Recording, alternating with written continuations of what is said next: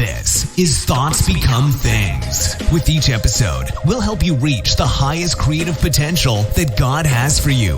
With your host, a teacher, life coach, a dream coach, and motivational speaker, Jeremy Lopez.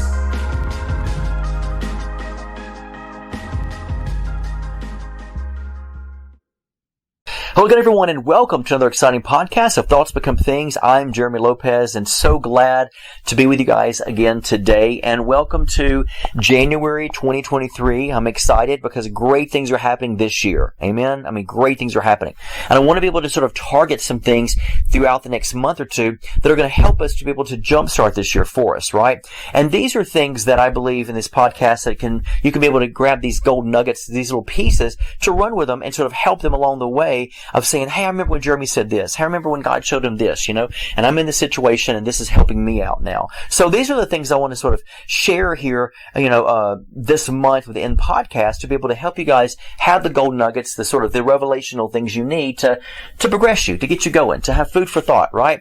And today I want to talk to you guys about something that I believe is very important because so many people ask me all the time on things like this, and that is, is God always with me? Is God near me? Is God far from me? Is He, is He always with me? Is He, do I make Him mad and He leaves me? These are very important issues that we need to be able to face and realize, is this really what God wants for us in the sense of a situation or a mindset or this blessing over here or this job over here or this, these people over here, these friends, these neighbors? Is this what God has for us? And a lot of times we question those things that God has for us by questioning, is God with me? Because if we feel as if, let's say, that somebody or something is brought into our lives and if they're, and if they turned out to be bad, I must have made a mistake. Is God with me anymore? But you'd be amazed, folks, how many times I've spoken to people in life coaching sessions where they actually target that. And they target the idea of, wait a minute, if this didn't work out, was I listening to God from the beginning? And then the next, phrase after that is, well, what if God wasn't with me when I made this decision? What if He's not with me now? What if He's disappointed in me? Is He still here with me?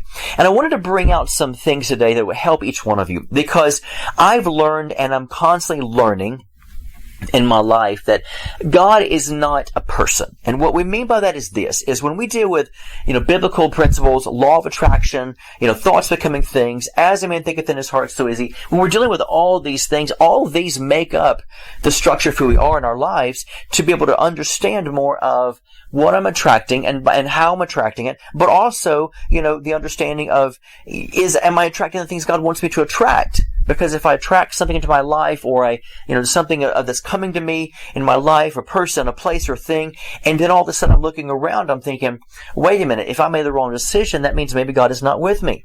Is God with me now? Does He care? Does He love me? And then we sort of spiral down into all this, does He love me? Am I out of God's will? Type of thing. I want to be able to clear the stage for you today to be able to get into a New Testament theological point of view. And that is this. I love that the Scripture says this, I will never leave you nor forsake you. I will never leave you nor forsake you. Now, I want us to think about these words for a moment. Because what we begin to realize is in that verse, and when you hear it within the Aramaic language and even in the Greek language, believe it or not, the language is just as strong and potent. There's not something of, well, he didn't really mean that, or this terminology really is not saying that. It's literally saying that. It's literally telling you that there is an infinite connection, a tie. One of the things in the Aramaic that I really like is it's literally like a chain link fence. It's letting you know there's a connectedness. It's like saying, hey, we're connected at the hip, and the two becoming one. So those two people become one of covenantal, entanglement, which is a good word to use. That's what it means in the original language. Is it represents an entanglement, a connection where there is no such thing as a disconnection. And so when we hear these words of I will never leave you and I will never forsake you, that means that as people of God, that we have to begin to read that out loud to ourselves. And it says this, I will never leave you. Now, I want you to think about think about the word never for a moment. If God was going to leave us because He's not happy with us, He's in a bad mood, we're in a bad mood, we did something wrong, as if God's ever in a bad mood, right? But I'm just saying that for the moment. Or God's mad at us, when He says His mercy endures forever. So if His mercy endures forever and He gets mad at us, that means He's completely double-minded, which means we can't trust Him because He would be unstable in all of His ways. Because God can't be both at the same time. When He says, I am love, my mercy endures forever, not my judgment, not my anger, not my hatred. Why? Because it would fill a temple, we'll say, for example, of the essence of God in two different things that are two, polarized things from each other. And we don't want that. And it's not a biblical, principle we learn, especially in the New Testament. So we have to understand the word never. So when we hear the word never, that means that if there was a reason that God, for example, would leave us, or let's say forsake us, if He's mad at us, or if something happens or goes wrong, or we miss God's will, think of it this way. He would never use the phrase never. He would say, I will not leave you unless, I can leave you, but I choose not to. I mean, think about the terminology, okay? And what you're hearing is, I will never. Never is a very strong word, right? If I was to say, I will never do this again, we're using the word never, meaning it doesn't matter what happens, it doesn't matter what comes my way, it doesn't matter if I mess up, if I goof up, if you mess up or goof up and I say, I will never do this to you, then what that means is it's impossible. A never means never, under any circumstances, period. And we have to understand that the Bible would phrase it differently if there was a reason that God could or would leave us under the impression of, well, if you do something bad, if you step out of my will, if you do this, if you do that, then we understand there's something here that we need to really look at and say, ooh, wait a minute, hold on. Here's a good reason for him to want to leave. Here's a good reason for him to want to be able to walk away. Here's a good reason, because his word says this or this. But it doesn't. It says, I will never. And so we could use the terminology to say, I will never, under any circumstances, leave you. Because we're saying the same thing. I will never, under any circumstances, leave you. And I would never, under any circumstances, forsake you. So here's where we have to begin to look at this and realize, are we in God's presence? Is God with me no matter what happens, no matter what I do? The answer is always a yes. Because when we hear the word omniscient and omnipresent, that means He is everywhere, all places, at the exact same time. Right? When we hear of omniscient, that means He knows everything of every time frame, past, present, future, all right now. That's hard to fathom, but that's what God does. And so because of that and through that, we have to begin to not only just take Him at His word, we have to begin to realize there's a word that He uses that in the language that is very strong, which is never. Never, never, never, right? Remember the game people play is never have I, and it's like, never have you done this, and then you gotta do whatever it is that, take a bite of this cake or do whatever it is, take a drink of this. And so you have to think about the fact of never. Now, here's a saying that I like by Richard Rohr. Richard Rohr is a very powerful author that I really like. I actually endorsed one of his books one year called The Cosmic Christ, and he's a really powerful man. And he said something one time. It says, we're always in the presence of God.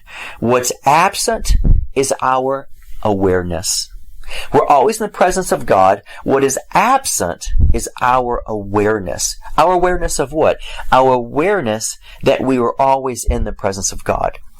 So what we need to do is learn to focus and be mentally sharp and be mentally aware in our awareness, that state of awareness in the now moment, in the now reality, that I am already in the presence of God. I am already and I'm always in the presence of God. And when we understand that, then we realize that truly like this principle saying, and that is that the only thing that's missing is me understanding or me being aware or me knowing that He is here. So a lot of times, could it be that maybe it's not, God, did you leave me? God, are you not here? Where are you, God? What if it's not God leaving, because He says there's a word never, I will never under any circumstances leave you. So if we truly believe that, then what if that what we feel is distant from us is our awareness of that reality, or the notion, or the awakening of the reality. So, can I be absent from God? Sure, I can, but God can't be absent from me. So, therefore, the only way I can be absent from God, and this is a tongue twister, but it's true. The only way I can ever be absent from God is not me actually being absent from God, but it's the absence mentally that I can separate myself mentally by wrong thinking, paradigms, and mentally creating a picture, a storyline, an image of me not being around God. Right? And so the question should never be, oh, did God leave me? Is God with me? Where is God? Because God is saying, I will never, under any circumstances, I will never leave you. And I can't, and I will not never forsake you, no matter what happens. Because if you think about even stories such as Jonah runs away. Jonah was supposed to go to Nineveh and didn't. Instead he tries to go to Tarsus. And so because of that, he's getting on this boat, traveling, and yet realizes on there, after what God does to him, realizes, I can't leave the presence of God. I can't. It's not the fact that I truly can, it's the fact that I truly can't. There's no way to leave it because of the fact that he's everywhere. And so, it's not the fact that God has left me, because God was still with him on the boat, as we can read in the Bible. It's letting you know, I'm here with you. The only way that you left me, Jonah, is just consciously. Because I was still around you, showing you signs when I was with you while you were even on the boat, with these other men. This guy's, part of, this guy is like, a godly man, like, he's done something wrong, and here we are. If we don't throw him overboard, we're going to drown here, right? And so they who were probably those maybe that wasn't even believers in God, they even knew, you can't get out of God's presence, dude. Like, you're with us. You're with God now. And so because of that, they knew you're carrying God's presence with you. And you think you're running from it, but you're carrying it with you. And because you sort of, rebelled against him, we could take our chances on drowning. So it wasn't even the fact of, hey, this guy ran from God. He's in the boat with us. So as long as we stay hush hush and nobody calls upon God, we're fine, right? He won't know where we are. They realized that that's not the case, that there's no way to even do that. And so this is where you have to understand that even biblically we see people trying to run from God. Adam thought he could run from God or hide from God, because he realized he was naked when he awakened. And yet what is God saying? Adam, Adam, where art thou? And once again, it's not about God not knowing where Adam is. It means, yes, God knew who he was, but he was asking Adam, where's the image that you're made in, Adam? Because I don't recognize the image that you're made in, which is my likeness. You're trying to put this new image. Hello. You're trying to put this new image in your mind, letting you know automatically, or thinking you know automatically, let's rephrase that, thinking you know automatically that you are in a different image. And I'm looking down, and I know exactly where you are, because it's not the fact I'm actually looking down as if I'm not with you, because I walked with you in the cool of the day. I'm with you always, Adam. Even to the end of the age, the Bible talks about.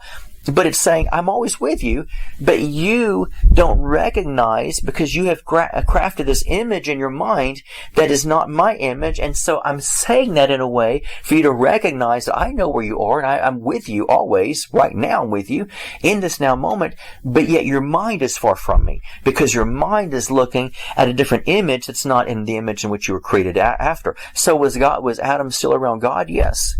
Was God still around Adam? Yes. So it goes back to that word never. So how do we find out? Oh, I've disappointed God. He's not around me. Does God hear me? Is he with me still? 25 years later, is he still with me? Those are questions we have to automatically answer with this podcast and say, yes, there's no escape. There is no way, because no matter on any of the circumstances, will I forsake you or leave you. And I like the fact he doesn't even just say leave you. He even used the words forsake. So there's no way he can turn his back. Forsake means what? That if I forsake you, that means I was originally with you, right? But yet now I have the option to leave you. I have forsaken you. But then when you think of the fact of, I will never leave you, leave is letting you know that leave is a permanent thing. And so he's letting you know, leaving, if I was to say, hey, I'm never going to leave you, then what I'm saying is, I'm with you right now, and I'm letting you know this is my position for eternity. I'll never leave you, so I'm with you right now. And forsaking is letting you know sort of a different take on it, which is I can be with you, but I'm still not going to walk away from you. So because I'm going to go back to the word leave, which is permanent. So permanently I'm with you. And I'm never going to walk away from you. And forsaking is great, because forsaking is a great word. Basically, it's just saying, if you cheat on me, I'm leaving you. If you cuss me out, I'm leaving you. If you sin, I'm leaving you. And so here is the threat of, I'm with you, but yet I have this option. My option is leaving. And so here's where we understand that leaving and forsaking is letting you know automatically that I'm with you. I'm not going to walk away. I can't walk away because I'm with you now, and I'm going to be with you tomorrow still, no matter what you do. And so there's a beautiful storyline here that is alerting us that it's not God. So the problem is not in God's lap at all. Never has, never will be, ever. Oh, God's far from me. No, God is right here with you. It's you that is far from God, not in bodily form or in spirit form, but in your soul, because your mind has already crafted or created a new image that He must not be here. And the only thing that can train you in that is pure religion and tradition, and not true, authentic Christianity. And so this is what I wanted to leave with you guys today, to understand that, are you aware? Are you aware? Have you answered the question that God will never leave me? Once you answer it, then leave that question alone. And even at times when you mess up, or let's say you screw up, or you mess up, you sin, whatever word you want to use, whatever you feel like you've really goofed up in your life, then you know that years before you answered this question. So you're never going to have to go back to it again, ever. Then you just have to propose a new question to yourself. Okay, since it's not God, since God is with me, and I still feel a little embarrassed or ashamed that I did this, but yet God knows what I did and God is with me always. So because of that, why do I feel the way I feel? Oh, I know why. I feel that way because mentally I have lost the image, and everything that holds that image, that definition of the image, I've lost and walked away from that mentally. Not physically, mentally. That's why the Bible says the carnal mind of man is God's enemy. So God is letting you know the only way you can feel or think or trick yourself or manipulate yourself to think you're away from me is only in the mind. Because it's manipulation, because you can't leave me. You can't walk away from me. You think you can, but I can't you, and you can never walk out of my presence. You're always in my presence. And so this is where you have to begin to look at this and understand it's not about Him ever leaving or forsaking. It's literally about the fact that mentally I've changed my mindset, which I need to get back to the image that I made in and be aware of that, because it's still right here with me. I've just shifted one image into another image and shifted one feeling into another feeling, and that's why I feel the way I do. Because it's never about God, it's about you. It's about you. So when I say it's your fault, yeah, it is your fault. It's my fault. It's our fault. So what is God saying? Is you need to realize the only absence you feel is not the absence of me. The only absence you feel is not the absence of me around you. The only absence you feel is not actually the fact that I'm in you. The only absence you will feel is what you create in your mind that feeds into your feelings and your emotions to say, God must not be with me. Where is God? I don't feel Him. And that's what people go to. I don't feel Him anymore. I don't sense Him anymore. You know why? You have to think about it. Think of it this way. The reason why is because when you create a new image that you're out of your mind, and most of us do when we sin, fall, get mad, walk away from something that was part of God's plan for our lives, then what happens is we create a new image there. God doesn't. We create a new image because we feel embarrassed, we feel ashamed, we feel like, oh, that was such a stupid decision. And those types of thinkings will automatically create a new image in our minds. And so that new image in our minds is, well, what's the alternative? And that is, if God was human, that means God would be mad at me. God would hate me.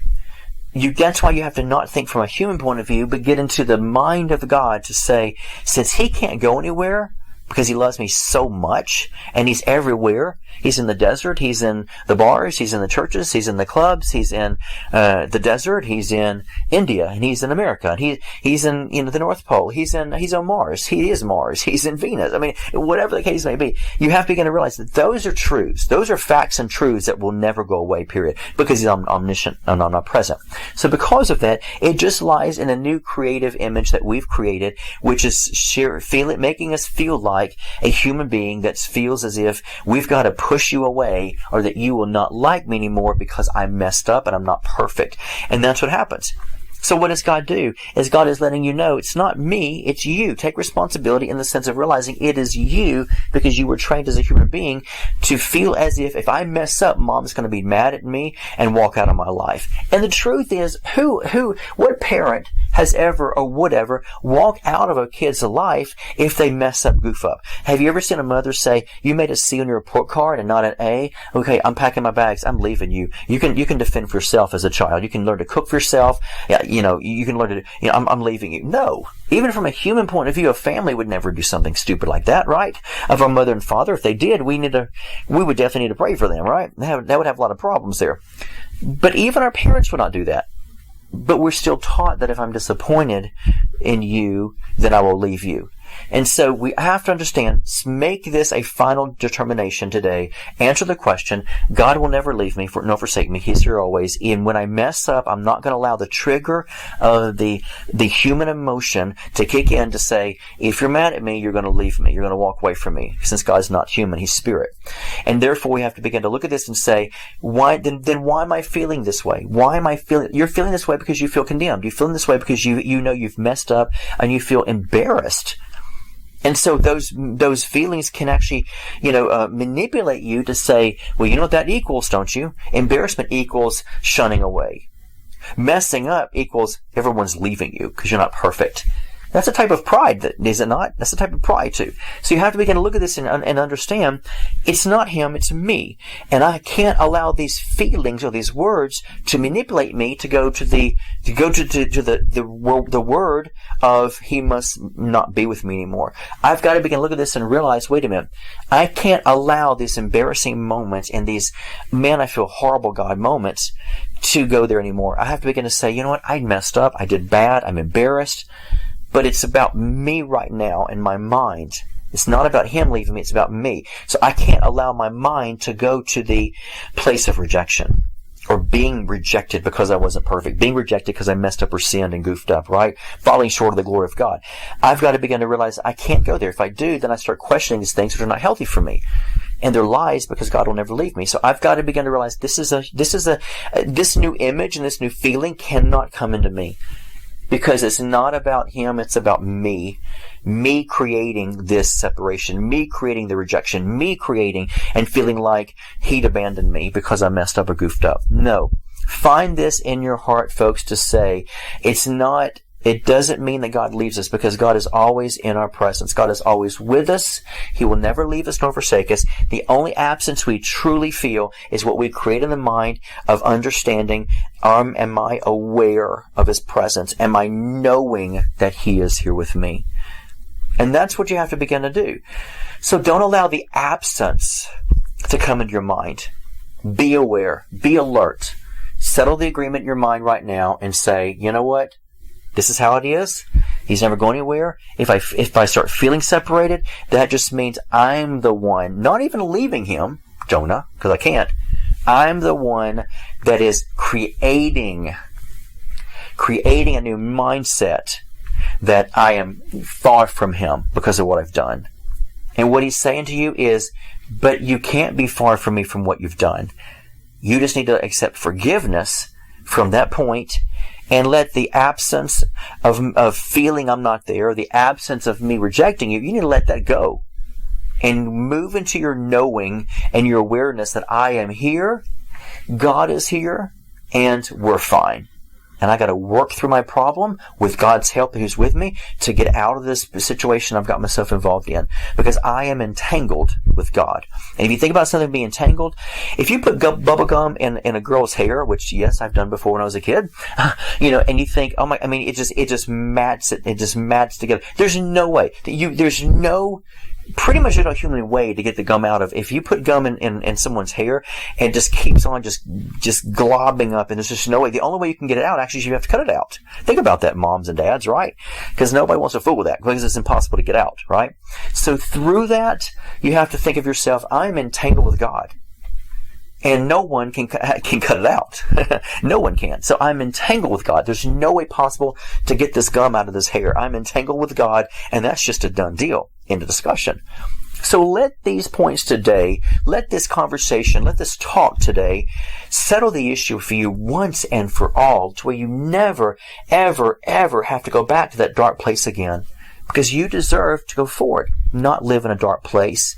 Because let's just face it, if you're going through enough problems as it is, and you feel embarrassed of what you've done, the last thing you need is a heap of more condemnation that now God has rejected me, walked out of my life. I mean, you're just asking for more pain. You're asking for more pile up of pressure, more piling up of just guilt and things on you.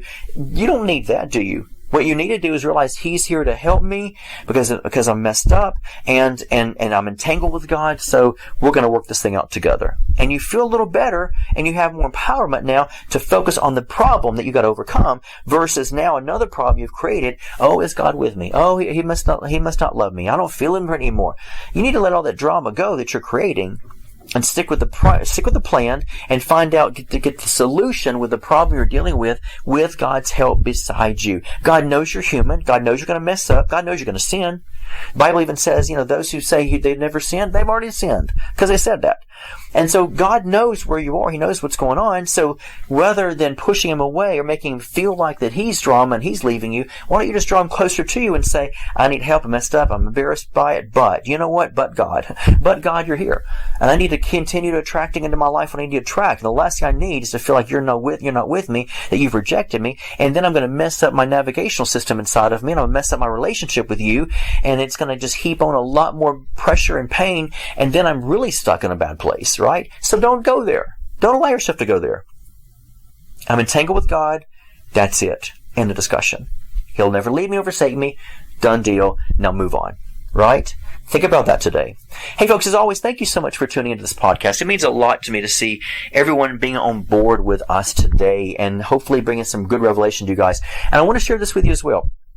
If you want to know more about the mind, I really highly encourage people to go to the website, identitynetwork.net, and you can download my course called School of Thought, Visualization, and Imagination. School of Thought, Visualization, and Imagination. It's 100% biblical, but we're going to bring you a lot of powerful revelation from a scientific point of view to a biblical point of view to make you understand and realize how to deal with your thought patterns and your processing of those thoughts. And so download that today. All you've got to do is put in these 3 keywords: School of Thought.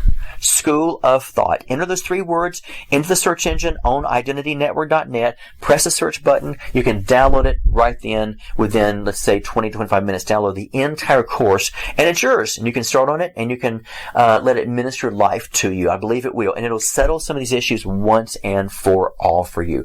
And as always, guys, thank you so much for tuning in to us. Tune in every Monday, if you get a chance, to my Facebook and Instagram Live at 10 a.m. Central Time. Instagram Live, our audience is growing, and I would love for you to be a participant in this. Sometimes I prophesy, sometimes I give teachings, and sometimes I talk about our new books. So definitely you want to be a part of that. Our Instagram Live at 10 a.m. Central Time, and our Facebook Live 10 a.m. Central Time. I do it at the same exact time, and be a part of that. I would love to see you be a part of that and be part of our family here at the ministry. And as I close, I always say this: if you don't like your day, if you don't like what's going on right now, change the way you think. Have a new outlook. Change the way you're seeing the situation, and your life will change right then and there. God bless. This has been the Thoughts Become Things podcast with Jeremy Lopez, helping you reach your highest creative potential that God has for you. For more episodes, products, and information on Jeremy, visit www.identitynetwork.net.